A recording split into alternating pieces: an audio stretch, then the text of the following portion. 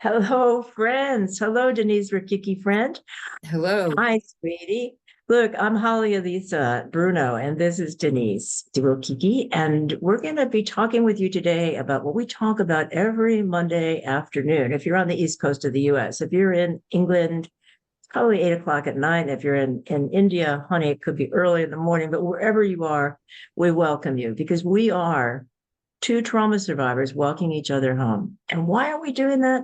Because for most of our lives, being a trauma survivor was verboten, hidden. Don't you dare talk about it. Don't even acknowledge it to myself. So Denise and I happen to be living at a time when it's becoming more okay to say, I'm a trauma survivor. And for both of us, even if it wasn't okay to say it, we started saying it because it is a big part of who we are. And if I pretend that I don't have a high ACEs, adverse childhood experiences score, I'm lying to you.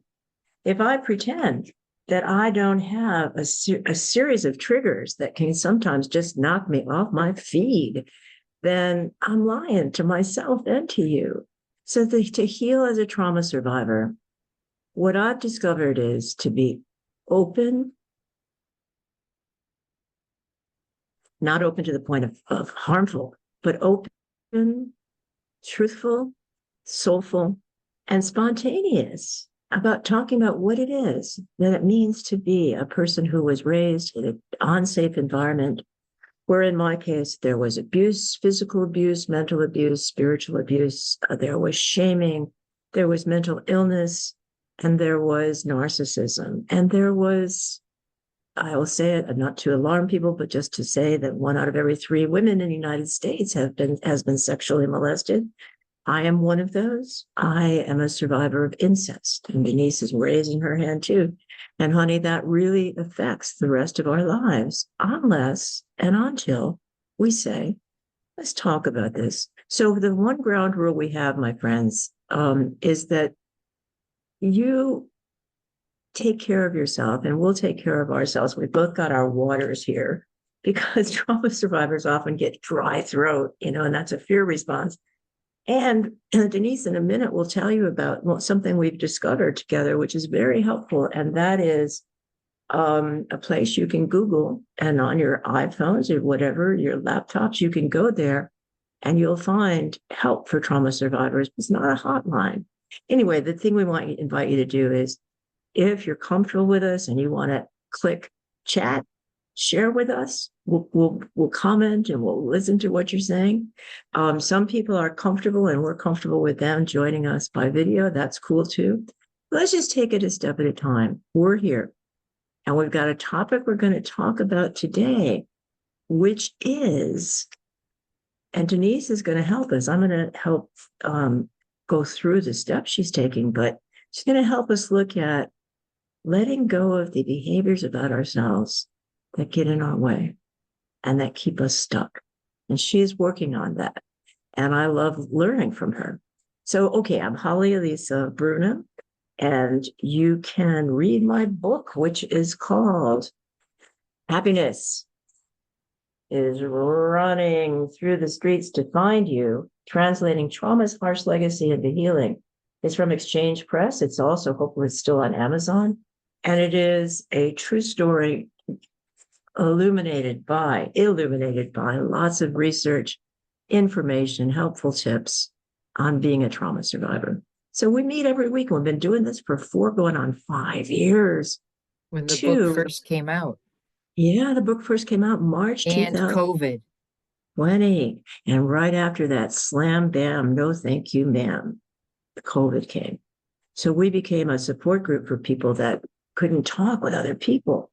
And we've had over the years people from all kinds of countries, and then we have a tiny group, we get bigger group.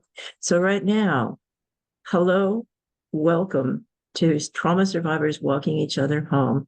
And Denise is going to share with us what she knows about a support that you, Denise, I, any of us can use at any time.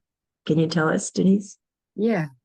Well, what I want to say is when we are young and being abused mentally, physically, all the ways, spiritually, we believe things about ourselves that are incorrect.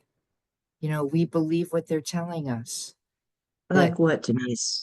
we're not, we must submit, um, don't be honest,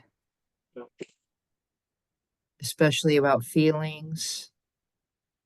Don't Uh, rock the boat. don't rock the boat. I mean, a lot of beliefs that are detrimental to it helps the abusers. Exactly. We're Let's take a minute with this, Denise. I think you're saying something really helpful here. So let's just ask people that are listening, including us, um, what are some beliefs that we got raised with that are destructive to who we are? But we, as Denise said, we just felt we had to submit to them. So let's just not brainstorm, but also heartstorm, brainstorm and heartstorm, some of those. So I was taught I was ugly.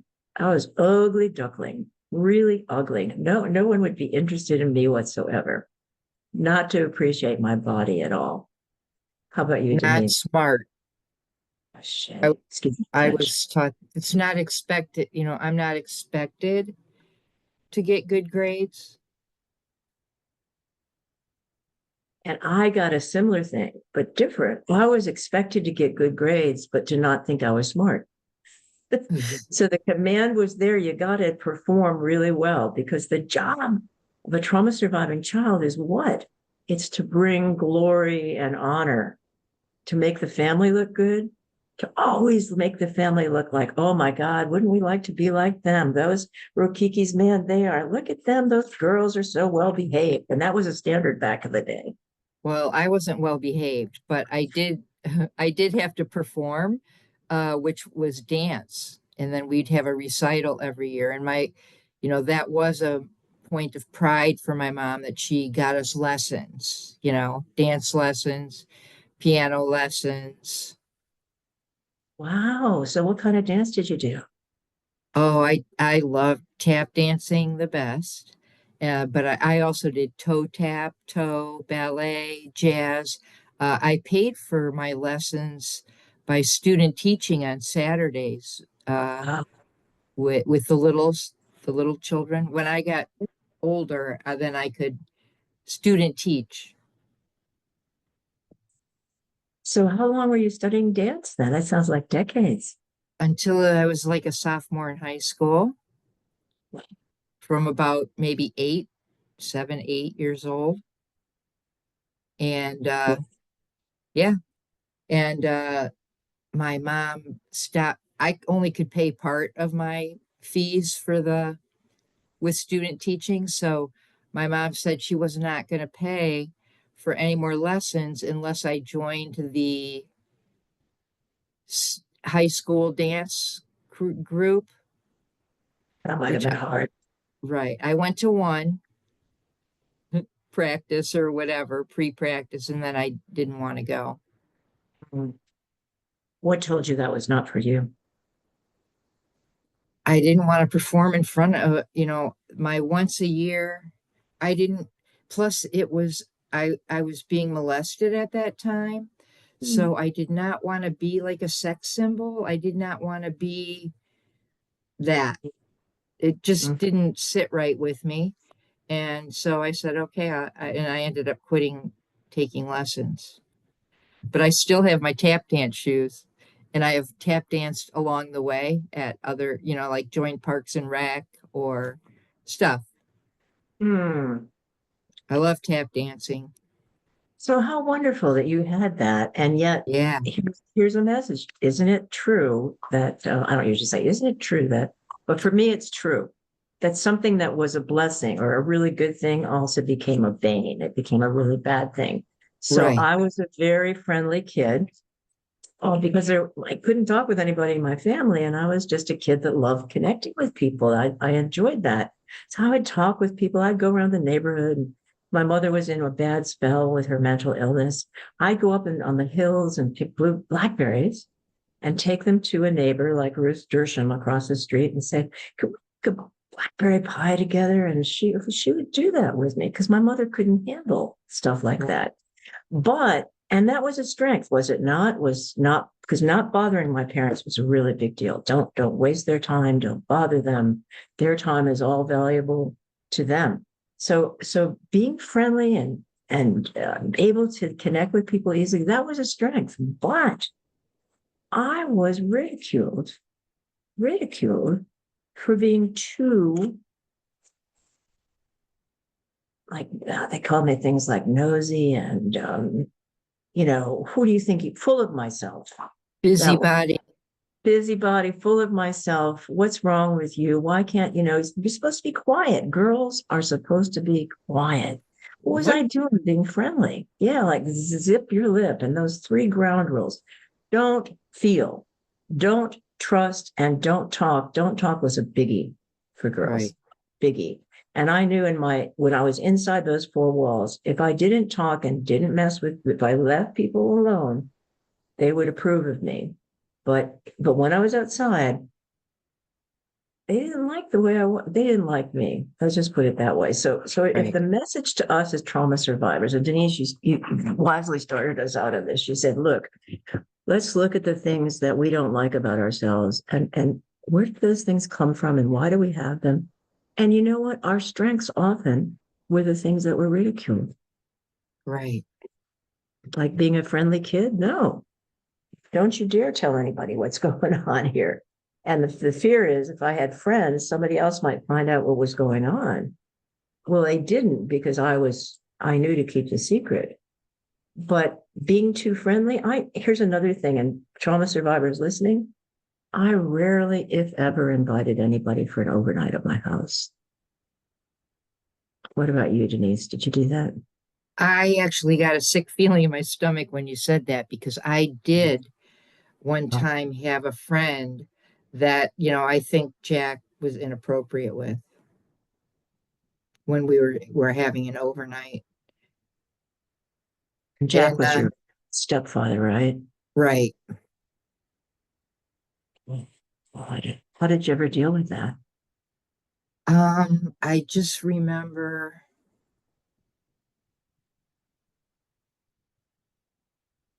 I can't even really remember who it was. It was one of 2 girls. I don't know how it ended or how it progressed. But Tell me.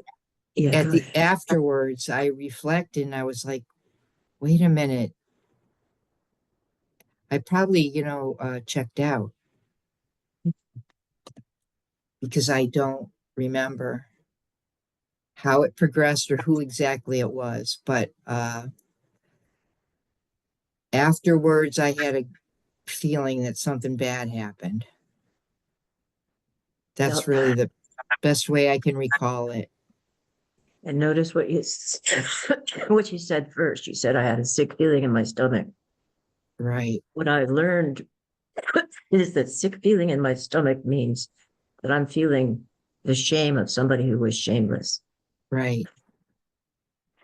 Someone who did something inappropriate and didn't take responsibility for it. I ended up soaking up all the shame. So if your stepfather was doing something inappropriate, you wouldn't I never call had a friend over again. I never invited a friend again. That was the last time. You know, something serious happened. Oh, I'm because sorry. honestly, part of my abuse, I believed I was protecting my sisters from being abused. So I think when I realized that my friend might have been touched inappropriately, I not that I knew those words then, but when I knew that Right. something bad happened, I then protected everyone from them. I never brought any girls in the house again. Yep. Oh gosh. And so there is something that models the behavior that happens with adult children of dysfunctional families. We experience abuse either by commission or omission, either people not able to love us, or that's a mission, or by sexual abuse or beatings or not being fed, not being taken care of, all of those things. We experience that. And then the next automatic response is we blame ourselves. Right. It's my fault. And that those what you said earlier, Deneice, about is it makes us more easy to be controllable. If I think it's my fault, what the adult is doing, and I blame myself and feel responsible, I'm going to feel so ashamed of myself. That phrase, you ought to be ashamed of yourself. People didn't have to say that to me. I knew. I got Right. that message. I got that message. So I And the didn't. shame of, I was not emotionally ready for those experiences. No. I was not, it was wrong. The adult did wrong. Mhm. But could we have even said that? My father was my No, abuser, sexually, and I had to look up to him. right. I had to respect And him. everybody in the neighborhood and people thought he was wonderful because he married a woman that already had 3 kids. Mhm. I wonder why he did that. 3 girls. Right. 3 girls, right. Right, right. And so this is really hard, but I'm glad we're starting out with this because we've already identified something that trauma survivors experience, which is we don't feel safe in our own homes. And so we're not going to expose other people to that. And if we do, it's dangerous. So, for example, I must have one time had a hot chocolate party after people went ice skating. There was an skating rink, not a rink, but just a flooded field up from my house. And my mother was in good shape. She was, I don't know, she might have been bipolar, but she definitely was psychotic. She just went in and out of psychoses. And she was in good shape. And when she was high, she was happy. And I think she said, well, let's have people over for hot chocolate. And I said, okay, great. But I didn't know what I was thinking. But I guess I thought it'll be a bunch of people. It'll be late afternoon. It'll just be short because it's hot chocolate. Then their parents will pick them up. And if something goes wrong, we can just usher them out the door, and that was like the one time. And I remember a friend of mine saying to me at a high school reunion, oh, we had such a good time. Your mother was so friendly. And I thought, wow, I had forgotten that, just like you forgot what happened with you. I had forgotten that, but I realized she was right. And then I thought that was just the opposite of the perfect storm. My mother was able to contain herself and do her job as a housewife and mother by making hot chocolate, making Right. sure everybody was served, making sure people had cookies. The kids just had to sit still and, they just had to be proper. It was in and out. They had already been ice skating. They were tired. It was time to get picked up to go Right. home. It was Warm a up and simple. then go home. That's right. Warm up, have hot chocolate and get out of here. So that happened, but I never had an overnight guest because I didn't know. The night times were the worst time in my family. That's when sexual abuse most occurs. So my mother would have her breakdowns at night, possibly triggered by my father trying to Right. be close to her. And my father, denied by my mother, would come poking around at night to see which daughter he could be sexual with. And that was terrifying. So I didn't want to have my friends over. I didn't Right. want to have them. And I didn't want them to see the insanity of the insanity brokers. I didn't want anybody to know that because my job above all was to protect my family from being known, make them look good and protect all of the wounds and the stab wounds and the sores and the cruelties, the violence, cover that up. And as I covered it up to other people, I was pretty good at covering up to myself too. Right. My father said that you didn't see that, daughter. And I acted as if I didn't experience what he was doing to me at night. And my sisters, one of my sister has passed, and she had dissociative anemia. Dissociative anemia. She dissociated so much from her body that she couldn't remember anything of our childhood. She used to say to me, "I don't remember anything. What happened? Did we do things?" And that's a way to survive. So let's get back to Deneice was going to tell us about this resource that we've got that's A online. coping skill. Yeah, well, and also before the coping skill, what is that online resource that people can use anytime if Oh, we talking about something a that warm might, line. A yeah, you warm got line. You just go on your phone, hit Google, and say warm line, and it will give you a list and probably links. I think it gives you links. You can click right in and someone will support you if you're I love triggered. it. I And think I sometimes look kind of collegiate today. you do, girl. I'm impressed. And I look like a bunny or something from you I are had impressive. I had tutoring this morning, so I wanted to look, Academic. You did a good yeah, job, honey. academic. I know you got your glasses, you got your hair just right, you got the white background. Yeah. Anyway, I want to say that what I need to do on my iPhone sometimes is to say trauma warm line, and that gets me in too. And I just got back from working with early childhood providers in the Rio Grande Valley of Texas, and I put it on my welcoming slide. Here's the number in the Rio Grande Valley where you can call and speak Spanish or speak English, and you will find someone who's not going to judge you. They're going to listen to you. They know about trauma. They've experienced it themselves. Their job is to simply listen to you and make sure that you are heard and cared for, and that you have a friend. You got somebody you can talk to. So we just do say that at the beginning of each program, so that if anything happens, like we've already talked about incest, that's hard for most people.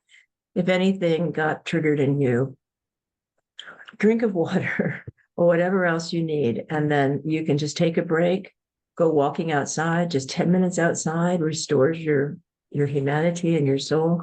Or call that trauma, call or set text. Some places you can text Yeah, right. the Yeah. trauma warm line, which is great because you might be in a bad situation and you can text and say, "I'm scared right now. My teacher is really, really threatening. And this reminds me of my father, and I'm feeling myself clamming up. What can I do?" So thank you for that, Deneice. So let's get back to Deneice's topic, which was really cool. Can you introduce it to us again? And it has to do with the moons, not the months, Right. but the moons, The right? moon. Today is the full moon, and so I usually extend it for 3 days. The day before, as it's approaching the exact day, and the departing full moon. As it's Okay. then it starts to get smaller. So I use the full moon to release things that I want to release, and so I have recently discovered that from my Catholicism, my Catholic upbringing, 12 years of school, I believed that my soul was inside here, like maybe next to my heart, and it was wrapped like a mummy, like with white. It was wrapped up. It was like all wrapped Mhm, up in a ball, but it had a lot of black marks on it, which is where the shame, mhm. The any sin. shame, I would Sin. put shame there, with my intentions. So I didn't have to hold it, my soul hold it. Come to find out, our soul, we we are our soul was big and nurturing us and holding us. And I just recently have understood that. And that we are a tiny little focus point of a person, a human, inside our soul. So now I'm trying to release wrong beliefs, like my soul is a little white ball that has black marks all over it, to my soul is all around me, caring for me, and drawing in the right things that I need. So that I did a ritual. So the way I do a ritual is I go to the east. Hang on, sweetie, before you do the ritual, let's just include our listeners. Mm-hmm. Because what you did was you said, okay, I had this vision that inside myself, I have a place that needs to be kept very, very, very hidden. And even though I kept it hidden, because A it's kind of, damaged soul, a it damaged was soul. damaged, it was wounded, it was like it had these spots on it. And look at the racist stuff we were raised with. It's the black spot Right. that's bad. Black spots, The right. white is what we're supposed to get back to. I mean, I love the saying that I love the stars. I love the night because I can see the stars only at night. It's like light is important, but it doesn't have to be all light all the time. And so we all have our wounds, right? I mean, as Henry Duck, no, he was a Jesuit. Henri Nouwen, Henri Nouwen, to Jesuit priest. He taught at Harvard Divinity School for a while, and he wrote a book called The Wounded Healer. And he said we are the most spiritual, where we are the most broken. So let's go back to that, Deneice. You had an image of yourself as the soulful part of yourself had to be hidden. It had all of these sins and dark spots on it. How attractive was that to you if it was hidden and it was had yucky stuff on it? How could that Right. be part of who you were? Well, it, limited my self-expression. Mhm. So I do have a spiritual practice, which is with the moon. I light the candles to the directions and then above and below. And then I wrote on bay leaves. And why bay leaves, honey? That's an interesting thing. It's a pagan herb. I don't know. Both sage, well, there's sage, palo Okay. alto, and bay Hmm. leaves, and clove too. You can burn clove to cleanse and purify and to, I usually burn it before I do a ritual, before I write Mhm. my things on the bay leaf. And bay leaves are How, really how, good. how do you write on a bay leaf? I have a Sharpie Okay. and I just write one word usually to represent a theme or whatever. So So the word that you're gonna write is what? Is it those spots on your soul that you want to address? I wanted to release incorrect beliefs. And the way we release them is become aware of them. So my best one is that I am in a soul. The soul is not damaged in me. So I'm Hmm. releasing that image, which you can understand that image, that image of self is harmful. It's Mhm. incorrect.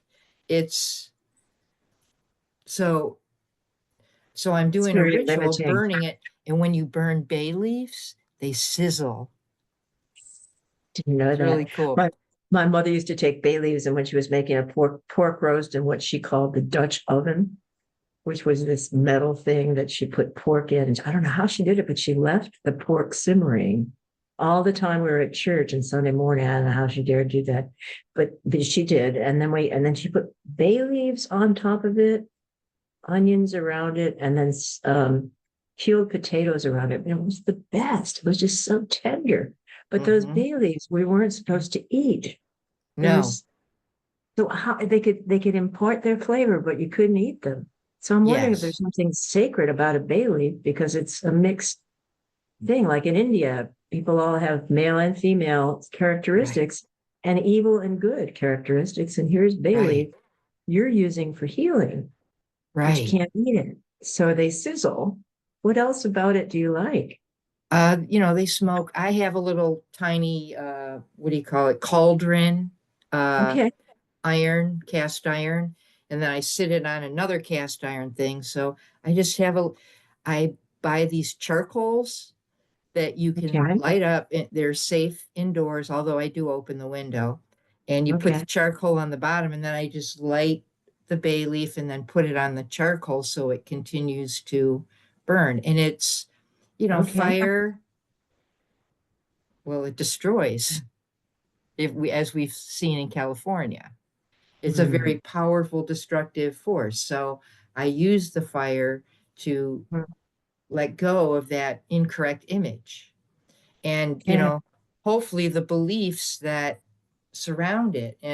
But the best way to get rid of incorrect beliefs is to think them and go, oh, that's an incorrect belief, to Mhm. address each one individually. But So do you talk with yourself about it? For example, the first incorrect belief you had was that you're inside of yourself. You're messed up. You're wrong. You're not good enough. So do you right. talk to that part of yourself, or what do you do to make it real for you? Um, yeah, I guess I do. Well, I do try to remember, when that came in, when, what solidified that belief that I Okay. was bad, that my soul was very limited and it was damaged. Mm. And what you said was also powerful, and I bet that our listeners heard it too, which was, how can we express ourselves if we feel soulless? If the soul is the deepest part, this is what I believe, I was raised very Catholic and very Calvinistic Protestant, two parents with different religions, but they put the worst of both together. And what they essentially said was, you're not worth anything, and you're not going to make it to heaven, and only some people are chosen for heaven, and you're definitely not one of those. And but I always had a sense that I was deeper than the things that they were saying, that there was more to me than just my physical image. I don't know how I knew that, but I think as a child, trying to survive a very harmful, destructive, um, annihilating environment, I just kept going inside myself. And most of the time when I went inside myself, I said, there's a place down in here that's safe. There's a safe place inside myself. And I started calling that my soul. And I felt like, and I wrote in my book, no one can take my soul away anymore. People used to shame, it's what you're talking about. They used to shame me, like, you're ashamed of yourself. How can you do? And then I would feel, Like a lady. oh, I could feel ladylike. Oh my That's the one that I got a lot, act like a lady. And I'm like, oh, I don't like that. I hate I hated it. Keep your needs. It was all about be a restricted, bound up, uptight, a Quiet. person who is supposed to be living your life to be a wife and mother, but even then you're not supposed to enjoy it. You're supposed to sacrifice my mother would say, when you have children, your life isn't your own anymore. It's sacrifice your life for your children. She would say things to me like, when I was sick, she'd say, I wish I could be sick for you instead of you. And at first I thought, well, that's kind of loving. Then I thought, why are you saying that? You can't, when you're not helping me, help me. Sing to me, read me a book or something. Things she didn't know how to do because nobody ever did that for her. Right. Okay, so sweetie, you take something like, so each month, you take a look at inaccurate, judgmental, nasty beliefs about yourself. So one of them is, if you were to articulate that in a word, what was did you write a word on the bay leaf? What did you write on the I, bay leaf? I wrote incorrect beliefs Okay. gently. I want to release incorrect beliefs. Okay. So then Then I gave you an example of one specific one. And, I don't do it every month, but, uh, when I'm called to, it's my spiritual practice has Mhm. been very beneficial to healing, becoming aware and healing, my parts.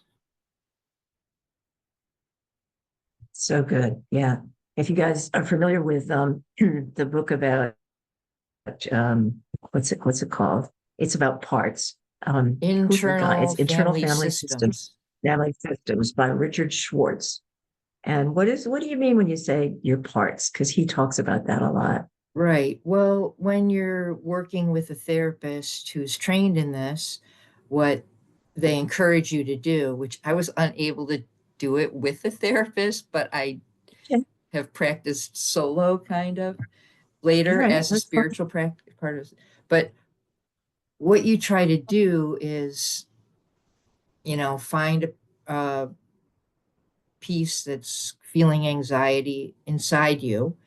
You go, do a deep dive and try to find a part of you that Yeah. was hurt or frozen or is feeling unsafe, and as you study this, the different parts of you have specific roles that they help you with, because you created those parts to protect yourself.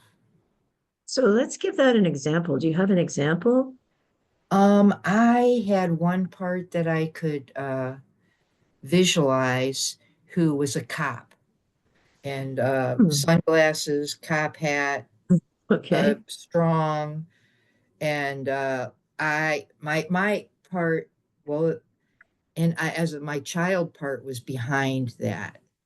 Wow. Okay. So, and that was like my protector, and I Yeah. could trigger to that protector when feeling unsafe. So Richard Schwartz does a lot of that. He talks about sentinels, people who are parts who are watching out to keep us safe. He looks at people that parts that are like protectors. So if we see trouble coming, a sentinel will warn the protector, and then the protector says, "Get back, get back." I Right. think I had this yesterday. I had 3 flights home from working in the Rio Grande Valley in Texas, and it was all fine until I got on the third flight, small flight, and I got my seat. And I always pick an aisle seat because I like the flexibility and I don't like feeling stuck, which comes from being a trauma survivor. And I can get up and walk around if I need to. So I was sitting in my seat. A gentleman came and sat himself beside me. Everything was good. And then I noticed a woman from the front row waving at me and smiling at me. And he said, "That's my wife. Could she come and would you go up to the front row so she can have we can sit together?" I said, "Sure." But in my brain, that there was a sentinel part of me that said, "You can go up to the front row because it's more legroom. And that'll be great. And you just sit right in your aisle seat where you always sit." Big brouhaha developed because there was a man who was very large, and I didn't want to fat shame him, but he was very large, and this was a small airplane. And he had gotten up, so this woman was getting out. So she went to my seat, and I went and sat myself in the aisle seat, thinking that's where I was supposed to be. And all of a sudden, he was like really upset. "That's my seat." I said, "Well, I thought I just came up here." Anyway, then the flight attendant came up and said, "Well, I don't know what's going on here. Do you guys get it together?" It was like very kind of unpleasant. And basically, she was saying, "What are you doing in this seat?" And I said, "Well, I was asked to come up here so the lady could go back." Anyway, if I had thought it through logically, I would have thought it through and said, "Well, so she's asking me to come up and take her seat by the window." And I thought, "I'm in an aisle seat. I'll just swap aisle seats." Well, that wasn't very logical. But here's what happened. I was doing fine until the flight attendant started saying, "What's wrong with you?" Basically, "What's wrong with you?" "Gotta be ashamed. What are you doing? Why are you sitting in that seat?" And I got ashamed. I felt publicly shamed. And I felt like it was embarrassing to be me. And why was I? Of course, I was tired. I got up at 3 in the morning. It's my third flight. I'm running to flights. I'm tired I have reason to be not at my brightest self. But I thought here it was. Child in me said, "You're doing something helpful to this lady. She had a burqa on and she wanted to be with her husband." And I thought, of course, whatever. But when the guy next to me was just such in a huff, I didn't realize until later when I moved to the window and he sat beside me that the whole time he was in a seat and a half. It was pretty hard. Maybe that's why the woman wanted to get out of there. But here's the part of me that came up, and it was a little defensive part of me. I was hurt. I felt ashamed. And what did I do? I went back to an old behavior. and see folk that are listening, and Deneice, you too, is this something you do? When you feel shamed, when you feel put down, when you feel like publicly people are like pointing the finger at you as the bad guy, when you were trying to be a good guy, and all of a sudden you're the bad guy that everybody's pointing at, I totally withdrew inside myself. I Right. totally went inside deep. Do you know what that's like? Yeah. Hide, minimize yourself, get as small as possible. Hunker down and don't let anybody in. Now, the flight attendant, I think, realized that because she and I were joking around when I got on the plane and we're like having a good time, like I usually do with people. But she realized, I think, that the way she handled it might have been shading. So she said, "Hey, why don't you come up here and sit beside me and we can talk?" And the last thing I wanted to do was sit beside a person who I felt shamed by and talk. Right. I just said, "No, thanks." I didn't smile at all. I had a woolen scarf because it was cold, wrapped myself in that and just closed the window, shut my eyes. But the whole time, this guy was like huge. God bless him. He's just whatever his condition was, he was like a big guy. And his body was like heating me up when I didn't want to be heated up. Anyway, here's the point about a part. The part that took over was the wounded little girl who felt she was always trying to help and help people. And instead of getting credit for being a helper or being left alone, at least, she was getting shamed publicly and then having to suffer the consequences. And that's it, isn't it? Suffer the consequences. So Yep. not only did I not get the seat that I wanted, not only did I help this other person out with nobody saying, "Thanks, that was really nice of you. You gave up your aisle seat." And then the consequence was I had to sit in this like one half of Shrink. the seat, shrunken. I was like, oh my God. But inside, now here's the healing. Here's my soul talking. Inside myself, I said, "Holly Elissa, let's take a look at what you're doing. Okay, you're hiding out, you're not smiling, you're not letting anybody connect with you. So you're keeping yourself safe, you're keeping yourself untouchable, because I didn't want to hurt anymore." And then at the end of the flight, as soon as I got off the flight, I was able to smile again. It's as if the whole small container of a small airplane was full of the shame. And the Right. part of me that came out to say, hunker down, go deep inside of yourself, that's the part, that sentinel and protective part of myself that just kept me. All I was basically doing was counting down the time until I could get off the plane. And Yep. then I was going to play again. But there it is. And folk listening, do you have those? It's like what Deneice is talking about with what are incorrect beliefs? And my incorrect belief, or to put it maybe even softer to myself, my what's the saying? I was taught lies. I don't know if that's softer, but I was taught lies about myself that I was always wrong. I was always the one at fault. I was the scapegoat.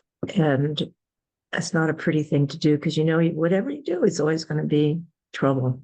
But when I returned to being the scapegoat, I got caught in very limited possibilities. I was just stuck there. I could have chosen to get out, but I didn't because I didn't trust the people around me. So I stayed the wounded child, not talking with anybody.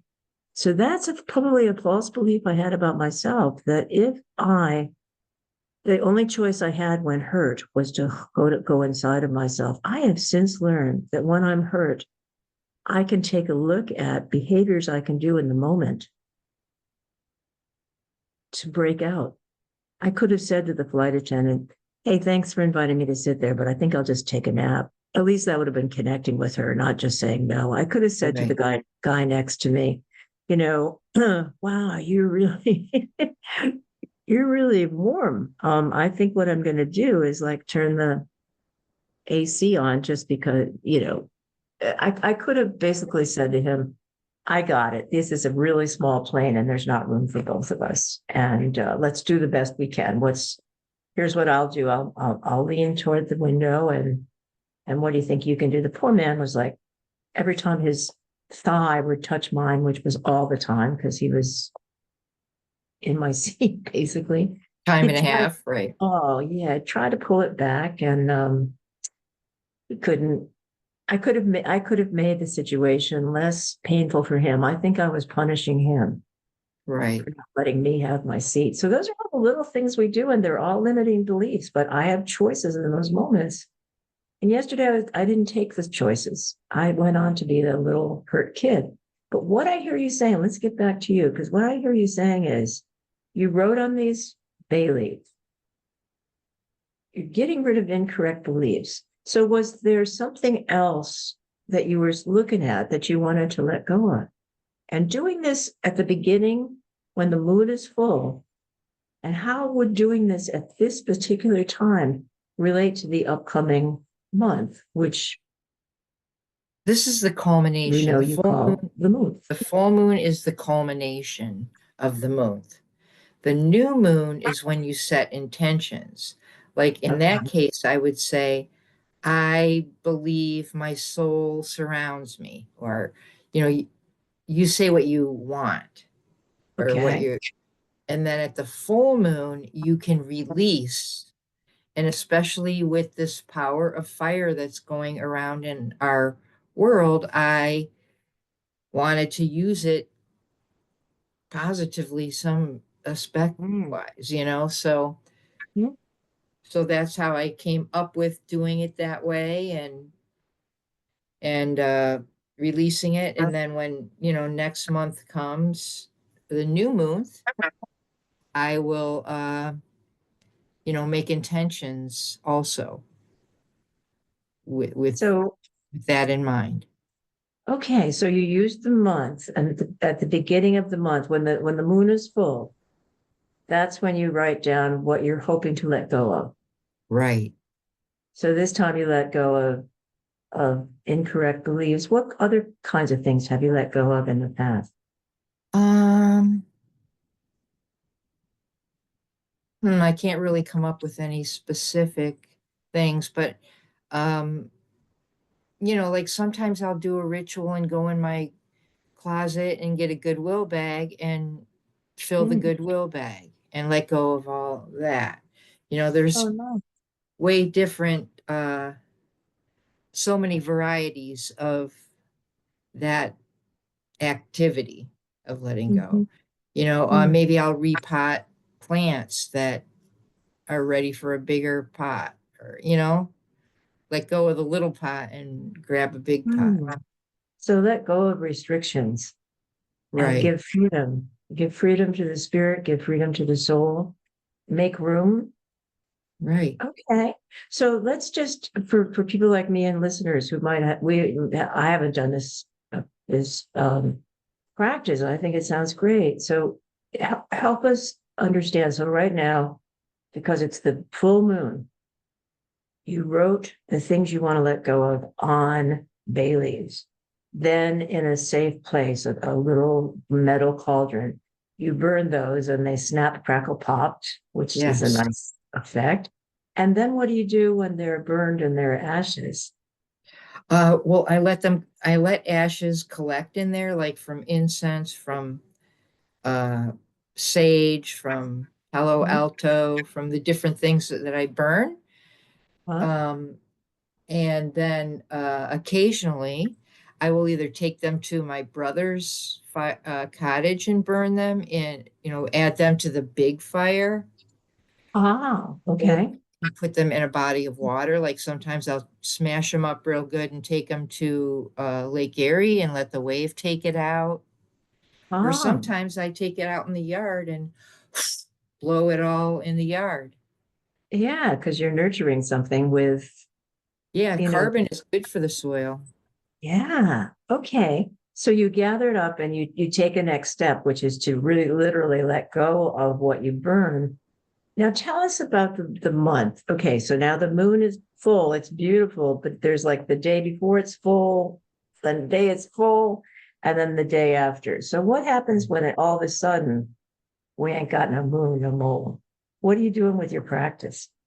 I watch the moon decrease when it's uh, when it's at I like when it's at new or a crescent moon, I imagine that the moon is pouring down Hmm. all the good intentions that I had, pouring them down on me, supporting me in my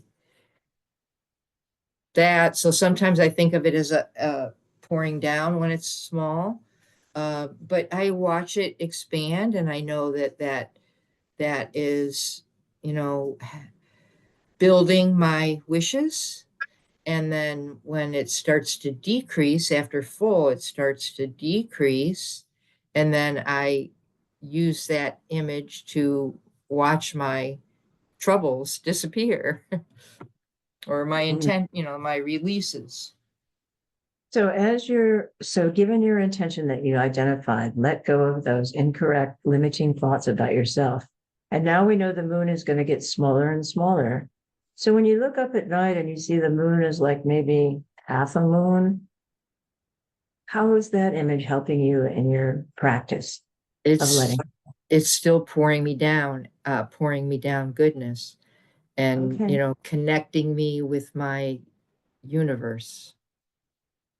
Okay. All Yeah. right. So what else do you do that helps you stay in touch with the moon? Because the moon is always there, but often we don't notice it. So what do you do to make sure that you keep yourself not just mindful, but heart filled about this practice all month long? I've been watching the moon for so many years, and I just always kind of know where it is, including the constellation that it's within.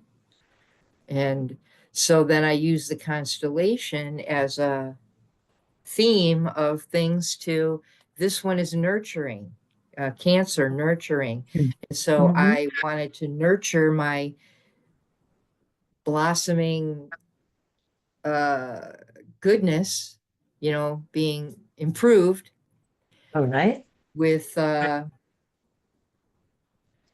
with that because I got bad beliefs from poor nurturing. Poor nurturing or lack thereof, just total Right, non-nurturing. right. Yeah. I have to All run to the bathroom really quick.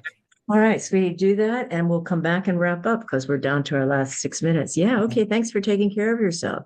So, my friends, as you're listening to Deneice, and I always love Denise's folkways, I think that they're original and creative, and she's using everything from her past. And you know what? Being creative, being original, using our own voice, and embracing stuff from our past, the good, the bad, and I don't like that phrase, good, bad, and ugly, but embracing all of it. That's what needs to happen for a trauma survivor to heal. I remember one time when my children were younger and it was like Thanksgiving and we were going around the table saying what's something that we really loved that happened that year or even that day. And and what was one thing that we wanted to say goodbye to? Another ritual, right? And a ritual at a time of being grateful. And when it came to me, I said, I'm grateful for it all. I'm grateful for everything I was given, the worst of it, the horrible stuff, the abuse. It's not the same when I say I'm grateful. It's not the same as saying I would wish this on any child because I do not ever wish the kind of horror that was inflicted on my sisters and me. I never wish that on anybody. However, rather than say, what a horrible life, this was awful, and those people were terrible, I choose instead to say, this is what I've been given. This is the truth. I'm no longer pretending to myself that it's not the truth because to heal as a trauma survivor, first thing I need to do is to say, I got to get out of denial. I can't pretend this didn't happen anymore. I choose to face it. And a ritual that I do, it's not related to the moon, but it's something that I find myself doing frequently, is when I find myself confronted with something that I don't feel comfortable with. This is not what I did yesterday on the airplane. And I'm forgiving myself and accepting myself because, honey, I was a tired camper yesterday. But when I'm conscious, I could say, okay, And here's the ritual. When I have a feeling of disjointedness or discomfort inside of myself, the way I survived as a child was to immediately either self-medicate with doing hard work or distracting myself in some way, doing good, not accepting the feeling, just putting it to the side. But the saying is, every time we bury a feeling, we bury it alive. It doesn't die, it gets buried alive. So what I could have done yesterday, I'm just going to think of this now, what I could have done yesterday when I felt so shamed by the authority, the person that was in charge of the plane, the flight attendant, by this man who was looking at me like I had destroyed his life by sitting in his seat. And now I get it. I wasn't labeling him a overweight guy. I was just thinking, like, that's my seat. What I could have done and what I often do, and here's the ritual. When I feel I don't want to face this feeling, when a feeling is too uncomfortable for me and I don't want to have it, the choice I have now, it's not a self-punishing one. The choice I have now is just to identify the feeling, let myself feel it. In fact, invite myself to feel it. And then usually what I need to do with that next is to sit in the discomfort. It's not self-punishing, but to sit there, let myself feel it so I'm not running from it. And then allow myself, when I'm ready, to grieve for the little girl who had all of that stuff imposed upon her, and she buried it inside of herself because she had no place to go with it. And so feeling ashamed of myself, I didn't have to feel ashamed yesterday. I could have said, silly me. I thought I was moving to this seat. I wasn't. I got it wrong. And I love aisle seats. You love aisle seats. We're both wanting the seat. So whatever, you got it. And silly me, I'll just accept that I'm pissy right now because I didn't get what I wanted. And you know what? That's okay. And I could accept myself being pissy. I could accept myself feeling bad. I could accept, and here we go deeper, the rejection, the shame, the judgment, all of those things. I could just allow myself to feel those. And then, like Deneice, in my own way, write it on a sage leaf and say, these were things that were given to me unfairly.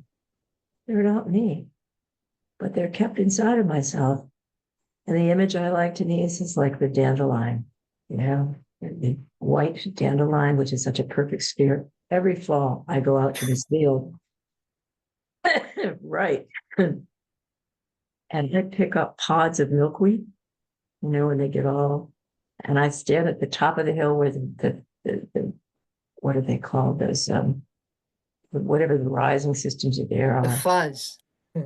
Yeah. I have a bucket full and I have 3 carry-out containers full because I've been collecting seeds. And so I started saving those for wishes. Why not? Right. So it's a very healing thing I do every fall. I find those tired, old, squished milkweed pods, and I open them up and I let everything come out, and those white, beautiful white spheres are ready to pop, and I take them to where other thermals, the heated breezes that are coming up from the ground and they're going up to the sky, try to catch a thermal, like what are those things called? The planes without wings, the gliders. Helicopter. I tried, those too, and a glider that doesn't have, it just catches the thermal and it rises up. So that's my thought, as I grew up near Harris Hill in upstate New York, which was a glider center. And those gliders would take off way up high and then they'd rise up and they would just stay on those thermals as long as they could. It was beautiful. So I would try to set these things free. And that's the kind of visual image that I have of saying, yeah, this buried shame hurts. It hurts me. And I know hurt really well. So what I did yesterday was I stayed in the hurt because I knew how to feel that. What I didn't know how to feel was the release. I do now. And so I was able to start doing that. And so I do that in different ways. When I walk outside, I just breathe differently and breathe out the tension. It helps. So I want to Time. thank, yep, thank you, sweetie. that's what I was about to do, sweetie. I want to thank Deneice for bringing us this ritual that she does with the moons and to invite myself and you, if you're interested, would you choose? In fact, Deneice, how would you walk somebody through this in a way that helps them know what their steps would be this month if they wanted to release something that they don't want to have hold them down? And if you don't have these type of ritual items like I have, you can do it in your mind. Your imagination is your best deal that you got. And you can just watch yourself let go, let it go. And it's really helpful at the full moon. Yeah. And so, so the moon is going to stay big one more day. Yes, it'll be departing tomorrow. And then what happens the It day after tomorrow? slowly shrinks then. Okay, it's getting smaller and smaller. And you see that as what? As the moon is shrinking, what else is shrinking? My problems or issue, my situation, whatever it is that I have used intention for. So that's shrinking. And so every day as you look up at the moon, it would invite you to let go more and more. Yes. And then by the time the moon is a sliver, you see that as a nourishing pouring out to you of healing. Yep. And then after it's a sliver, what happens next? After what? After the sliver goes away, when it's the tiniest it can be, Then it then starts growing to full again. It's a full circle. so sliver to quarter to half to, Yep. all right, all right, there we go. Well, listen, everybody, thank you. I want to thank Deneice for sharing her ritual with us. And I believe, as Deneice said, we can all have our own ways of doing things. As long as Right. they're honest and they're real and they're true to you. How do you know this is true to you, Deneice, this process you do? Uh, because it feels right. If I feel comforted by it. And Mhm. every moon, every full moon, when the full moon is visible, I took the full moon as my mom, my moon, Ah, so, and she's very dependable. She comes back every month, and she's very dependable. So I and took she's her a long beautiful. time ago for that. Oh, I love that. What a great thing to do. And we all have a relationship with the moon. We do. So what's your moon? I mean, maybe it's, for me, I grow gardens and I know that my gardens are sleeping under the snow. I could have a relationship with them, sending them healing and loving. Milkweed seeds are stratifying as we speak. I know, I love it. And the bulbs that I planted, they're just feeling actually interestingly warmed. They're warmed by the cover of snow and they're just resting. It's beautiful. And then of course it has to do with the process of life, of living, dying, growing, aging. Just like the So moon. just like the moon, honey. So Deneice, how would you like to wrap for our guests today? What would you like to say? Doesn't have to be anything profound or perfect. Just how would you like to say I fairly well wish to our you folk? healing, I wish you healing. As I am on the continuous improvement plan. I put myself on that a long time ago, and I want to keep healing. And one way that people heal is by helping others. So I hope that we could be helpful. Thank you, Deneice. And I want to say, as I was preparing for this program, I was thinking, so what's one thing I could do each day during this month that would help me feel like I'm healing? And I decided that every day I would, in my own way, because that's the only way it can be and be healing, own original way, speak my true voice. So every day I'm going to speak from my true voice. It could be the tiniest thing, but I'll speak my true voice. And by the end of the month, I'll be able to look back and say, wow, wow, wow, you did that. And maybe at the end of every day, I'll look at that. And so we'll come back. And you know where this all came from, Deneice? Remember that what we talked about last Monday was, do we do New Year's resolutions? Right. And Deneice is saying, why? No, I don't do that. So we're looking at not blaming ourselves and saying, I'm not good enough as I am, and that's why I have to change. We're looking at reclaiming. That's what I feel it is, Deneice. I am reclaiming Yes. my soul. Finding our goodness Yeah, again. you got it. So may you also find your goodness again. And can you join us next week? And if you want to, honey, just click in the chat and we will pick up on what you want us to also look at, and then you can come in also. So thank you so much, and may you find people that walk you home, just as Deneice and I walk each other home each week. And it's great to not be alone on this journey Yes. of healing. Love you, Deneice, and I will see you Love you. next week. Yep. And let me do the stop the recording.